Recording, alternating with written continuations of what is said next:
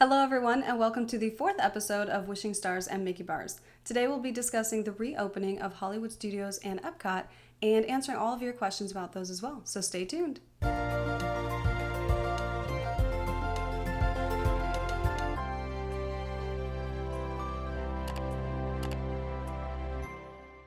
We are Robert and Alyssa, also known as Here with the Ears. We spent the entire year of 2019 living in the Walt Disney World resorts and sharing our experiences and adventures on social media and YouTube. Wishing Stars and Mickey Bars is our weekly show where we share tips, stories, and more about our year living in the resorts and our continued Disney adventures. In today's episode, we're going to be talking about the grand reopening of Epcot and Hollywood Studios. We were there for both, and it was a really kind of interesting experience compared to the Magic Kingdom and Animal Kingdom reopenings. It was. There was definitely, obviously, a lot of magic in Magic Kingdom, so a very different atmosphere and environment. Epcot being more adult-related and lots of food and drinking, and Hollywood Studios is really just a fun park. Lots of things to do, lots of rides. It was very different without the shows that we're so used to, that we love. Beauty and the Beast, Frozen Sing-Along, Indiana Jones. So that was a very different experience. We definitely could have done the whole park in just a few hours there. Epcot, there's a lot more to do just because they have the Taste of the Epcot International Food and Wine Festival now. So kind of a smaller version of Food and Wine, but then throwing in a little bit of Flower and Garden in there. Yeah, I think honestly it was just a reason to try and get rid of some of the merchandise they had from Flower and Garden and to keep some of the topiary around that they'd built. So I wasn't really sure what to expect from that, but overall it was pretty similar to Food and Wine. Yeah, it was more Food and Wine than Flower and Garden for sure. Less booths than normal, but still great food. We had lots of enjoyable food we tried. We reviewed several of those over on our live videos, and we had a really good time there, I think. We did, and I think the most interesting part to me at Epcot was seeing the construction progress or lack thereof. I kind of was thinking, no, we're not going to have Extreme Home Makeover or something where you walk in and they move the facade and there's the new Epcot. I didn't think that was going to happen. But I kind of expected them to have made a little more progress than they actually have, at least with demolition. Because I kind of figured that's the perfect time, like when the parks are closed. I know they kind of started doing construction a few weeks ago in some of the places around here. So that was a little surprising.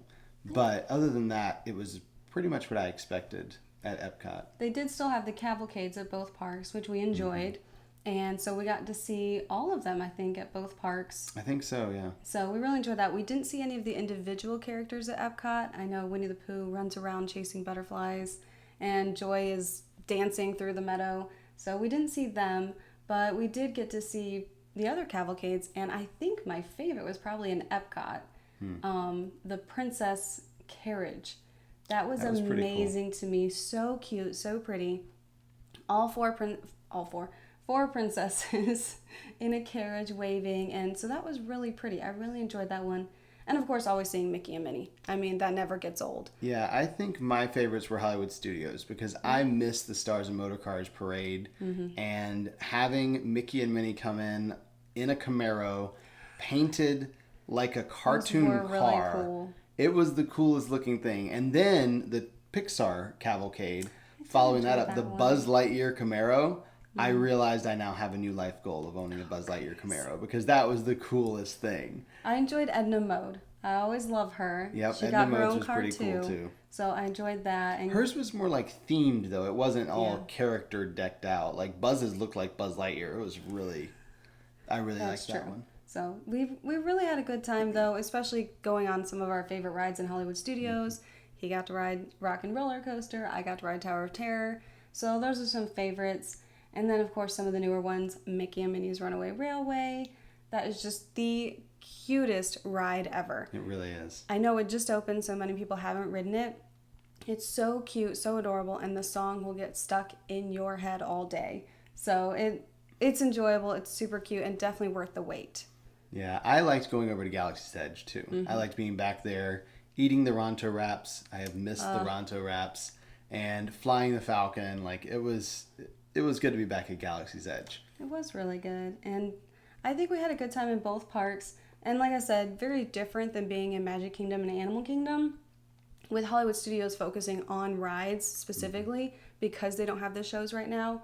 And then Epcot really focusing on food. That's Yeah. really the main thing right now.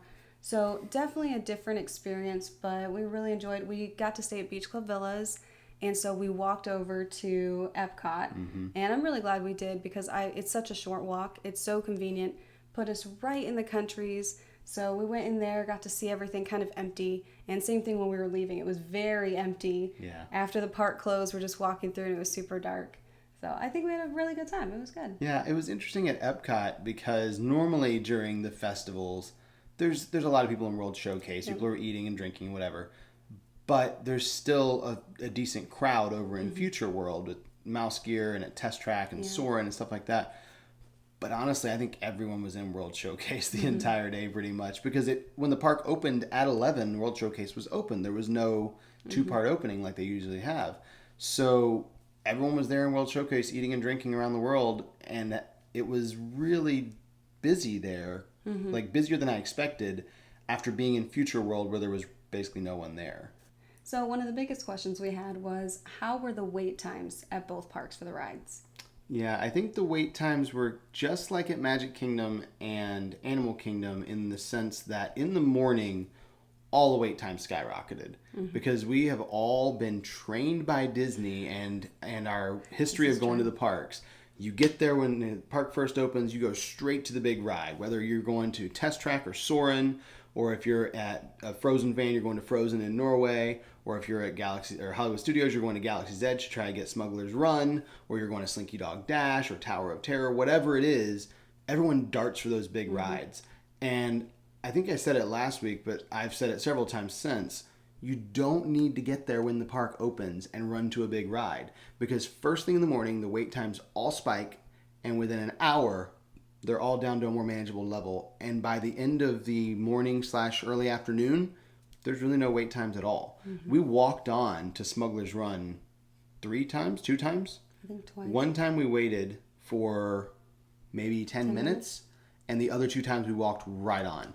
So there was no reason at all to get there first thing in the morning and wait 45 minutes to an hour, which was what the wait was. It was wrapping all the way around outside because people went straight there. That was just kind of the instinct when you're at Disney. And it's going to take a lot to break that. But if people can break that and stop trying to run straight to the big rides, I think everyone's going to enjoy a lot less wait times just with a little bit of patience and waiting around an hour or two. Yeah, we definitely waited until the afternoon to ride several of the bigger rides and really did not have a long wait time.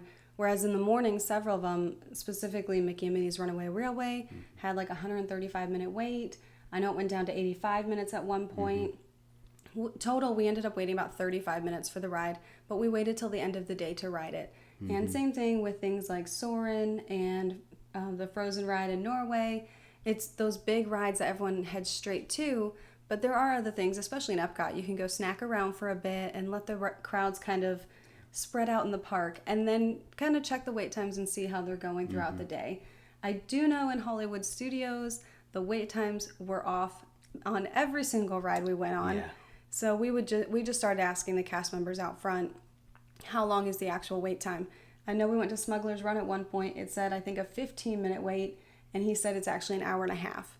And then we went to Tower of Terror, and I think it said a 30-minute wait, and they said, oh, it's walk-on. So they're really struggling in that park specifically with figuring out the wait times, and it's going to take a little bit of time for them just because the lines are so long right now with spreading everyone out. They don't have their normal places that they can say, well, it's to here, so it's going to be this long of a wait. And it also doesn't factor in the cleaning procedures. If every 2 hours when they go through and they clean the entire ride vehicle, some of the attractions are completely shut down while they're cleaning. For example, we found out with Test Track. Test Track, they go through and clean every vehicle and send it all the way through. So they don't actually clean, every other car or anything. They clean them all and send them all through empty. So basically you have one full round for all the ride vehicles that no one's on. And so that can extend the wait time quite a bit while you're standing in line. Definitely. Others, they kind of sanitize every other. We saw that happening with the Three Caballeros ride. They sanitized 2 or 3 boats, sent them through, then loaded the next couple, and then sanitized a few more. So they kind of alternated. But it just depends on the attraction. I feel like the whole wait time calculation algorithm is probably not quite right. I don't really trust the wait times. Basically, I went and looked at the different queues and kind of guessed based on the queue. If Smuggler's Run, the queue wraps around outside and then over down by Oga's Cantina, it's probably going to be a long wait. You may not want to get in line. But if it's inside the building somewhere, probably okay to go ahead and get in line. You'll have a 20-30 minute wait at the most. Yeah, so it's definitely a process, but Disney is still figuring it out, and hopefully they'll get there soon. Yeah, this was, even with everything they're still figuring out, it was still the best crowds. Like, the best crowds I've seen for almost anything. Yeah. The only time I've been able to walk on to Slinky Dog Dash was an after-hours event. And same with Smuggler's Run. It was after-hours and the pass holder preview. Those are the only 2 times I've been able to walk on. So I think the crowds are still very low. The wait times, again, tilted towards morning as far as being longer. But if you can wait around till early afternoon or late afternoon, then you can walk on to pretty much whatever you want. And honestly, if it wasn't for Rise of the Resistance, I don't think I would recommend even going to Hollywood Studios until maybe 11 or 12 o'clock. Yep. But because of the extra boarding group for Rise of the Resistance, which we're going to talk about in a few minutes, that's probably the only park I would show up at park opening. Everything else, I would give it an hour or 2 and just show up a little later. And that kind of leads to the next question we had a lot, which was, how are the crowd levels? And that kind of, I mean, they kind of go hand in hand, right? Yep. Like, wait times and crowd levels generally are pretty similar. So Epcot definitely kind of was able to spread people out in World Showcase. Again, it didn't seem like a lot of people stayed towards the front where a lot of the rides were. They went to World Showcase because they wanted to eat and drink. But I think Hollywood Studios was probably the one that felt the most full. That's partially due to the fact that there are no shows right now, so the crowds are literally only going to the rides and the attractions. So that's where everyone is. There's nothing to take anyone for 30 minutes while they sit inside an air-conditioned show. And so I think that's part of the reason it felt so full in there. Obviously, it wasn't full. They are limited capacity. But it definitely felt like that park was more full than the rest.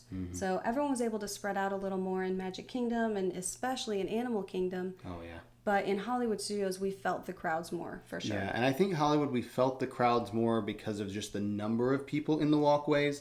At Epcot, it also felt more crowded than it did at Animal Kingdom, which I think everyone will feel more crowded than Animal Kingdom. But Epcot, I feel like, was only felt crowded because of the narrow width of the walkway in World Showcase, and you have the food booths and things like that, and there was no entertainment in the countries to kind of pull people out of the main walkway to step in there and watch Sergio or watch Matsuriza or watch something like that. So it was kind of a combination of a very small area in that pathway and the fact that there's really nothing pulling people into the countries very often, except for the occasional, Canada Far and Wide or something like that.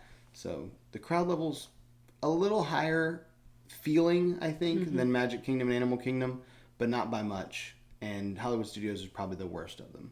But definitely by afternoon, we felt the crowds leaving, especially after that afternoon shower. Once that happens, so many people left. A lot of people were just there to ride Rise of the Resistance and Mickey and Minnie's Runaway Railway. Once they had their boarding group called and then they waited in line for Mickey and Minnie's, a lot of people left after that. So like you mentioned before, if you go later in the day, you'll feel that the crowds have definitely dwindled off more. Yeah. And speaking of Rise of the Resistance, another big question we got for that one is it hard to get a boarding group, and is the process still the same as it was before the shutdown? Yeah, I think hard to get a boarding group is not quite the right word.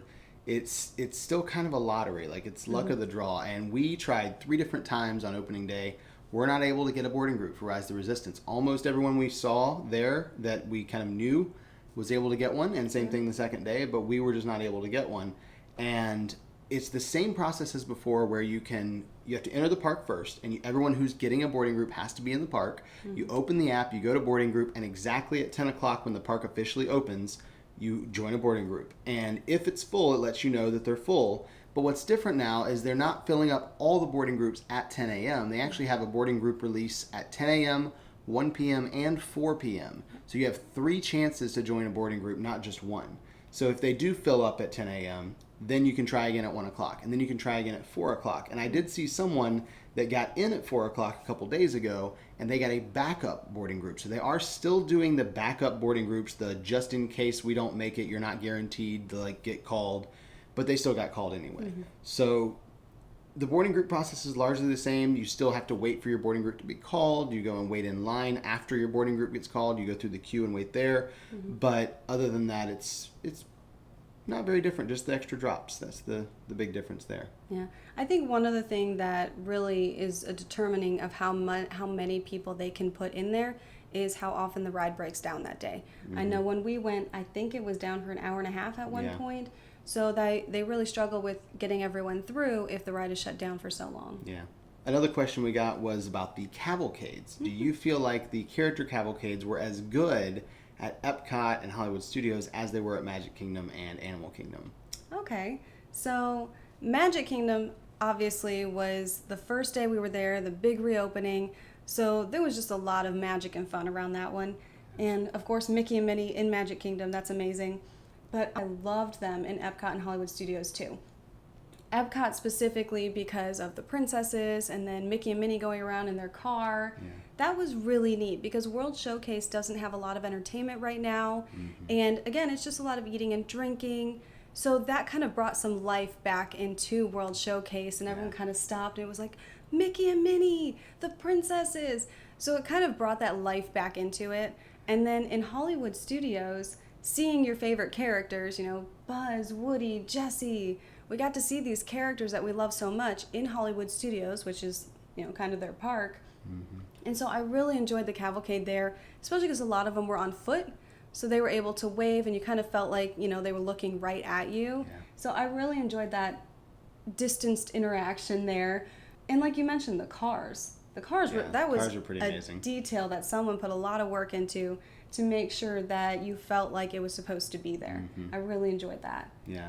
I think my least favorite cavalcades were actually at Animal Kingdom because they're not in the streets at Animal Kingdom. They're rafts on the river. And that wouldn't be a problem except at Animal Kingdom it's so spread out. You're not really, at least we weren't often by the river when they were going by because you have to basically be going over the bridge or walking over between Africa and Pandora, or you have to be walking over around by Everest and where Rivers of Light used to be in that kind of stadium thing. So it just is, it's so distant. And I get that the ones in the street are distant as well, but these are very distant because you have to look down over the bridge into the water and kind of see them down there. It's not the fully immersive, area music changes and you realize something's coming. What is it? But it's just, oh, I hear something. What is that? Oh, it's down in the water over there. It's Rafiki. It's just kind of random. And it was fun to see, but it definitely was not as exciting or magical or fun as the other three parks, I felt like. I did feel like the cavalcades came through in Hollywood Studios more than they did in Epcot. So we felt like we had no issue seeing all the cavalcades in Hollywood Studios. We'd be walking and suddenly the music would change. We're like, someone's coming. And we didn't know who it was each time, but, we got to see a couple of them 2 or 3 times, which we really enjoyed because you always wonder, am I going to miss them? I'd like to see them, but there's no schedule, so you don't know when they'll come out. And Epcot, we did okay just because we did spend so much time in World Showcase, but had we not been there, I think we would have missed several. Yeah, and as much time as we spent there, we still almost didn't see the last one. So it was kind of less frequent, I felt like, or maybe because World Showcase is so large, it just took them longer to get around. I'm not sure. Yeah, it's possible. How is Taste of Epcot International Food and Wine Festival different than the normal Food and Wine Festival? Honestly, I didn't feel like it was all that different. I understand there are some things missing, right? Like you don't have the opportunity to go and learn to cook, or you don't have the extra activities like the paid tastings and all those little extra things that were either free or paid, pretty much all eliminated. So I understand that's different, but we didn't do a lot of those anyway when we went. We normally just kind of ate around the world. It definitely felt more like Flower and Garden or like the International Festival of the Arts as far as the number of booths, because there just weren't nearly as many booths as Food and Wine Festival last year. I think last year they had 30 something there, and there were definitely not that many this time. It just kind of felt like not quite enough food to be food and wine. So I understand why they called it the Taste of Epcot Food and Wine, but overall, the food was great. It was some of my favorite pieces from other festivals, not just Food and Wine, but mostly Food and Wine. And I really enjoyed eating around the world. So I don't think it was all that different except for just a few things missing. I did also love that they used the festival showplace. Oh, that was amazing. Over in the World Showplace Pavilion, Yes. back in between UK and Canada. It's just tucked in the back there. Normally, at least in the last couple festivals, they've used it for paid activities. But since they're not doing those, they opened it up and put 4 booths in there, and had a ton of seating. It was an insane number of tables, some with chairs, some without, just all scattered around the building so you could go and be distanced and sit down or stand up at a table in the air conditioning, which was very nice. That was a big deal in the heat of July. And sample something from 4 different booths while you're there. You didn't have to go out and get stuff and bring it in, although you could. So I really appreciated them having that there. I kind of hope that sticks around in the future. Hint, hint. Another question we got was, were you disappointed with any part of the reopening at Epcot or at Hollywood Studios?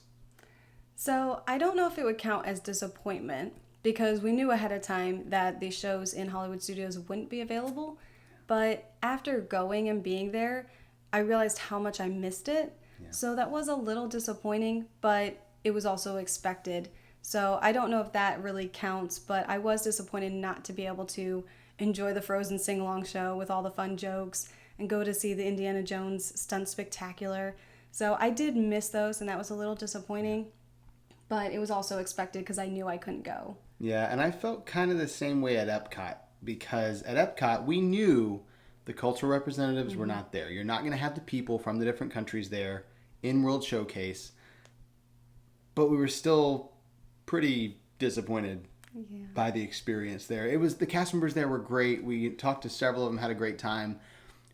But it's just not quite the same when someone who is clearly not from Mexico says adios when you get off the Three Caballeros ride. It's like, what? Why are you... Oh, yeah, that's right. Because no one's here from Mexico because they're not doing the whole program right now. And it kind of jars you back to the reality. And it's like, oh, that's... I didn't realize how much I would miss it. Even knowing they weren't going to be there, I did not realize how much I'd miss it. And it was... disappointing is probably not the right word, but it definitely was different. And I was not a big fan of that component being missing.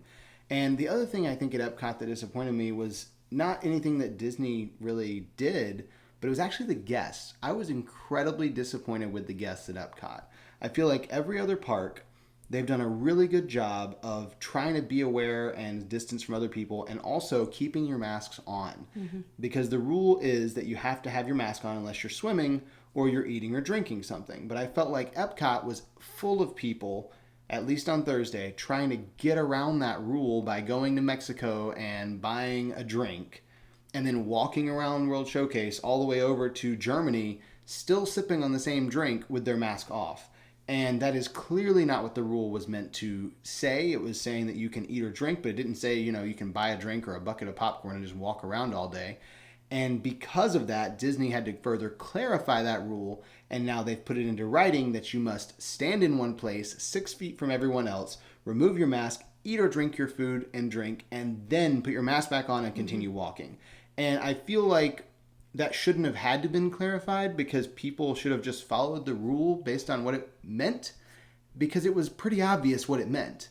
So it was disappointing to me that people would be so inconsiderate of others to just try and get around the rules that way, because we didn't see people doing that at the other parks. And I felt like everyone was kind of on the same page at the other parks, and then at Epcot it was just like, nope, forget you guys, I'm drinking around the world, I don't have to wear a mask.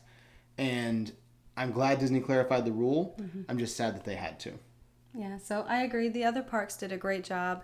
And we know that we did have a friend at Epcot yesterday who said that everyone was doing a really good job following the rules. So hopefully that clarification will help going forward. But like you mentioned, the other parks, we felt like everyone did a really good job. Physical distancing, keeping their masks on. If you're going to eat or drink, you sit in one position and you eat right there, and then you finish and put your mask back on. So I felt like everyone did a really good job in the other parks. And if you really need to take your mask off, they do have the relaxation stations. Yeah. So you have that place to go where you can take your mask off and allow yourself to kind of cool down. So Disney has allowed a way for that to help guests, so there really wasn't any need for that. Yeah. Now that we've been to all 4 parks, they're all reopened. Which park did you feel was the most different since the reopening, and which did you feel was the least different?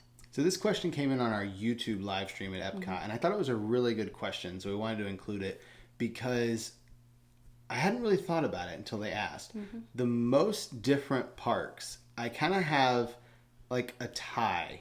So Animal Kingdom felt very, very different because the park was basically empty. And besides walking onto Flight of Passage, you just didn't see people. You could walk almost any trail anywhere around the park, and you'd only see a person up there, a person behind you, like a dozen people in the walkway with you. It was very empty feeling, which was kind of fun when you want to ride the rides and stuff. Very physically distanced. But yeah, no problem distancing at all at Animal Kingdom. And I felt like that was just very blatantly different right in front of your face because it's just no one here. It's never like that. But I think it also felt very different at Epcot. And as the crowds start to come back, as they increase capacity over time, I think Animal Kingdom will get back to the way it felt before. But Epcot I don't see coming back to the same feeling as before because of what we mentioned with the different cast members from the different countries not being there. That felt really different, and I didn't realize how much it would until we got there. So I think Epcot probably wins for the most different feeling as far as the atmosphere and everything going on at the park. But with the low crowds, it is worth noting Animal Kingdom feels really different too. As far as the most similar, or the ones that were kind of the same as before, what did you think was the winner there? I felt like Magic Kingdom was the most similar to what it was before, only because it still had that excitement, that fun, and even though we couldn't go and hug Mickey, we could still wave and say hi to him when he went by in the cavalcades.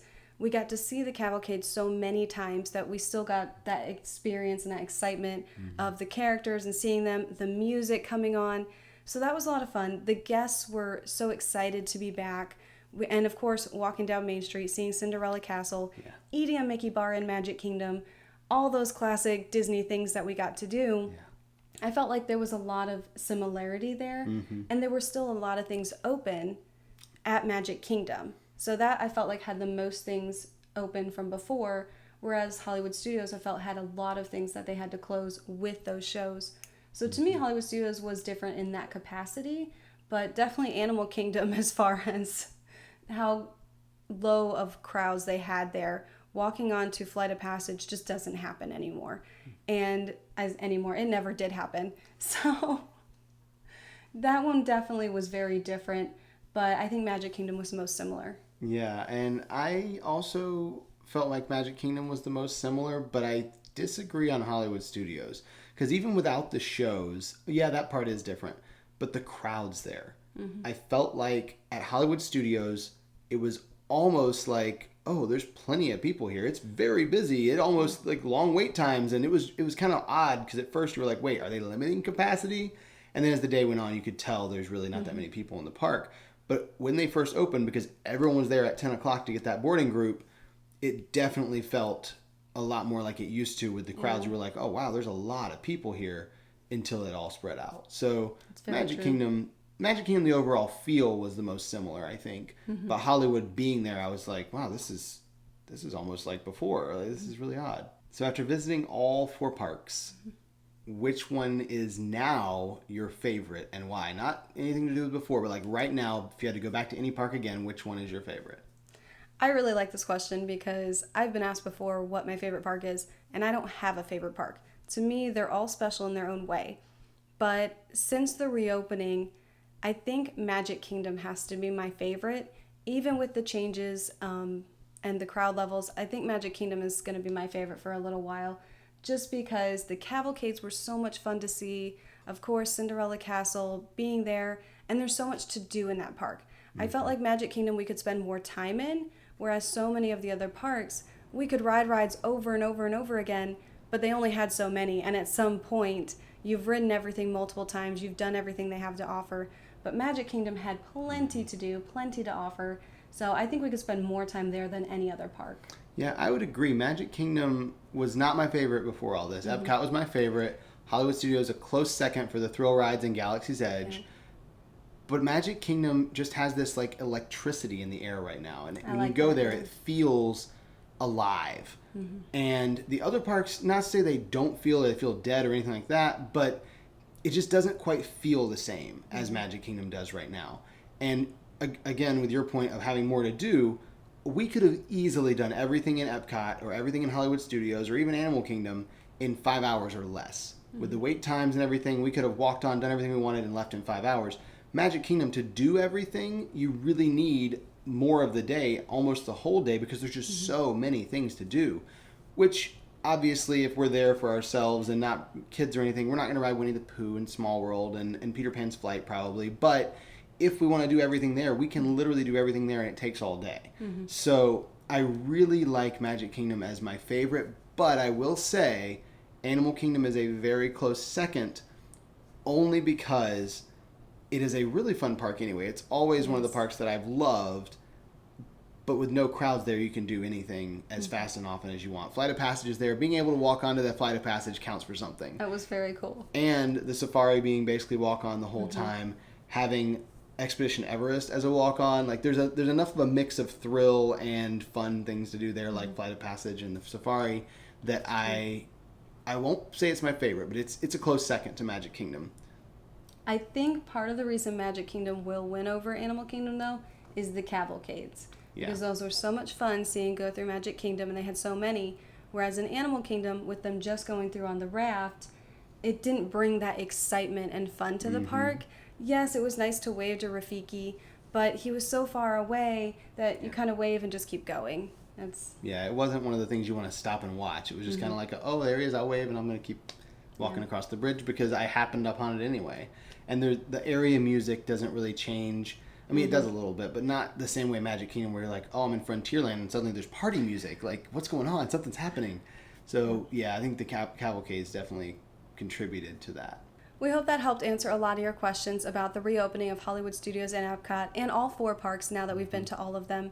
We know a lot of you have trips coming up, and so we hope we were able to help in a little bit of that planning. On next week's episode of Wishing Stars and Mickey Bars, we're going to be talking about the Disney Vacation Club resorts here on Walt Disney World property. We're going to talk about the different resorts, what we like about them, which ones are our favorites, which you may already have an idea of if you've watched some of our other stuff, and answering your questions about them. So if you have any Disney Vacation Club resort questions about the ones here at Walt Disney World, we're going to post on Tuesday on Facebook and Instagram. You can find us at Here With The Ears. Comment your questions on there. We'll answer the top questions on the show next week on Sunday. And if you're still missing Disney even after our lives in the last week, we will be going live tomorrow, Monday at 4 p.m. Eastern from Animal Kingdom. We hope you all can join us. Thank you for watching this week's episode of Wishing Stars and Mickey Bars. And until next time, we're Here With The Ears.